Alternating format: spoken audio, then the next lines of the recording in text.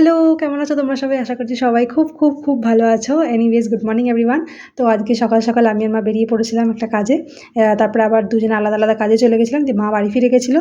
আমি আমার কাজটা মিটিয়ে এখানে যাচ্ছিলাম স্টেশনে। দেখতে পাচ্ছ কতটা লাইন। আমি ভেবেছিলাম টোটোয় করে যাবো, বাট আমাকে অনেকটা হাঁটতে হয়েছে। এনিওয়েজ এখানে আমি ভদ্রেশ্বরে গেছিলাম বোনের স্কুলে।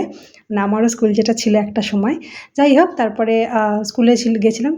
কারণটা বলিনি, যাই হোক। বোনের পেপার দেখানো ছিল, কতবার যাই হোক বলে আমি ভিডিওতে। এনিওয়েজ তারপরে এটা হচ্ছে আমাদের স্কুল, ইয়েলো বিল্ডিংটা।